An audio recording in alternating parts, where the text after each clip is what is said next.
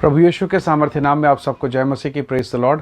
परमेश्वर के पवित्र नाम की महिमा हो। पर प्रभु ने एक नया दिन हमें दिया। परमेश्वर के नाम को मादर देते हैं। इस समय हम परमेश्वर के वचन की ओर अपने मन को लगाएं। नीति वचन की किताब मेरे साथ निकालिएगा। नीति वचन अध्याय 4 और उसका वचन 23। यहाँ इस प्रकार से लिखा है, सबसे अधिक अपने मन की रक्षा कर, क्योंकि जीवन का मूल स्रोत वही है। Praise the Lord, hallelujah. परमेश्वर के लोगों, जब आप किसी पेड़ के मूल स्रोत को अगर जानें तो उसका जड़ और वहाँ से जहाँ से उसे आहार मिलता है, हम उसे भी स्रोत बोल सकते हैं। किसी मनुष्य के जीवन का जो मूल आधार है, परमेश्वर के वचन के अनुसार वो उसका मन है। यानी जो कुछ मन में रहेगा, जो कुछ मन के अंदर आएगा, वो उसके संपूर्ण जीवन को प्रभावित करेगा। यानी अगर आपने किसी पेड़ के जड़ पर जहरीला पदार्थ डाला तो निस्संदेह आप पूरे पेड़ को ना काटें, पर चूंकि पेड़ के जड़ में जहरीला पदार्थ डाला गया है, वो पूरा पेड़ थोड़े थोड़े दिनों में, कुछ दिनों के बाद में वो सूखना, झड़ना और सब कुछ खत्म हो जाएगा और वो पेड़ पूर्ण रीति से मर जाएगा। परमेश्वर के लोगों, संसार का सबसे बड़ा बुद्धिमान व्यक्ति कहता है, परमेश्वर का अभिषिक्त दास कहता है, सबसे अधिक अपने मन की रक्षा कर। आपका बाहरी जीवन कुछ भी रहे, क्या आपने किसी के मन को देखा है? मन दिखाई नहीं देता, पर यदि किसी का मन दुखी हो तो उसके चेहरे से दिखता है। यदि किसी का मन आनंदित हो, हर्षित हो, उसके चेहरे से दिखता है। यदि किसी के मन में आनंद है तो वो अपनी हंसी को बर्दाश्त नहीं कर सकता, छुपा नहीं सकता। यानी मन में जो कुछ हो रहा है उसका अधिकांश भाग मनुष्य के चेहरे पे, उसके हाव भाव पर, उसकी एक्टिविटीज पर दिखाई देता है। परमेश्वर का वचन कहता है, सबसे अधिक मन की रक्षा कर। मन की रक्षा करने की क्या आवश्यकता है? परमेश्वर के लोगों, बाइबल में से कई कैरेक्टर, कई ऐसे लोग हुए जिनका जीवन कुछ और था, मन में कुछ और चल रहा था और अंत में उनका परिणाम भी कुछ और आया। परमेश्वर के वचन को जरा देखिए। बाइबल कहती, उत्पत्ति की पुस्तक में परमेश्वर ने कहा, मनुष्य के मन में जो कुछ उत्पन्न होता है सदा बुरा ही होता है। प्रभु के लोगों, प्रभु के एक महान दास एलीशा के बारे में आप जानते हैं। उसका एक शिष्य है, प्रिय शिष्य गेहजी, बहुत स्वामी भक्त, आदर भक्त था, परंतु उसके मन में कहीं न कहीं धन के प्रति लालच था। और वो लालच जो उसके मन में था, उसके आत्मिक जीवन को, उसके स्पिरिचुअल कैरेक्टर को डैमेज कर दिया। और ऐसा हुआ कि वो नामान सुरयानी के कोढ़ का भागी हो गया। उसका जीवन बर्बाद, उसकी फैमिली बर्बाद, उसका सब कुछ, जो कुछ उसने पाया था, सब कुछ खत्म हो गया। उसका मन कहीं और लगा था।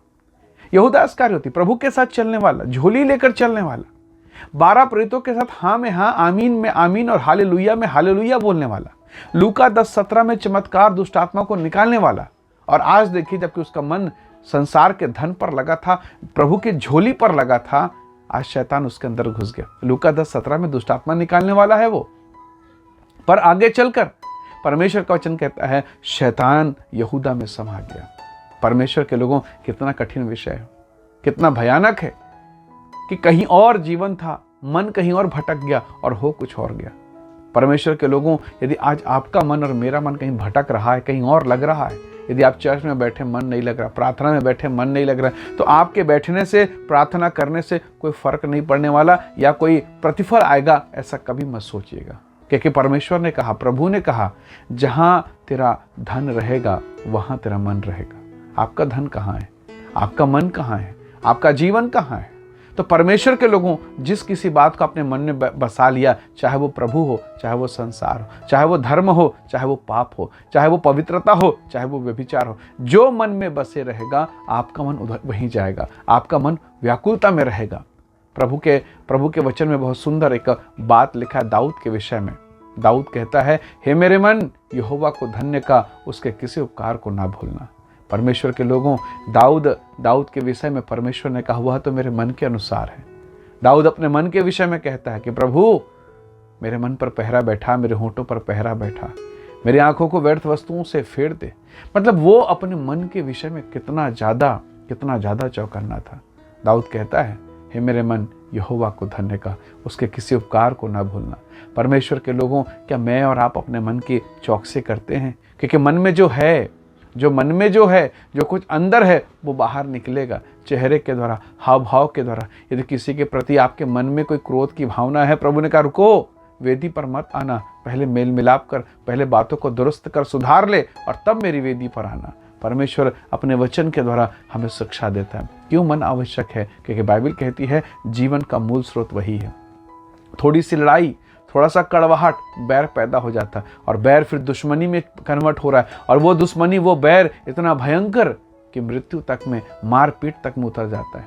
परमेश्वर के लोगों, छोटी सी बात थी कैन और हाबिल के बीच में, और हत्या में बात जाकर खत्म हुए। शैतान हमें उकसाता है, शैतान हमें प्रोत्साहित करता है कि हम बुरे कामों में, बुरे मन के अनुसार, बुरे जीवन के अनुसार लगे रहें, परंतु परमेश्वर का आत्मा हमें सिखाता है कि परमेश्वर का वचन हमें बताता है कि जीवन का मूल स्रोत मन है। क्यों ना हम अपने जीवन को, अपने मन को, अपने विचारों को हम परमेश्वर के हाथों में सौंपें कि परमेश्वर हमारे मनों को पवित्र करे, अपनी महिमा के लिए इस्तेमाल करे। बाइबल कहती है सबसे अधिक अपने मन की रक्षा कर। परमेश्वर का वचन कहता है, अपने मसीह के वचन को कुलुस्सी 3 अध्याय उसके 5 को अगर पढ़ें तो लिखा है, अपने मन में, अपने हृदय में सबसे अधिक परमेश्वर के वचन को बसने दो।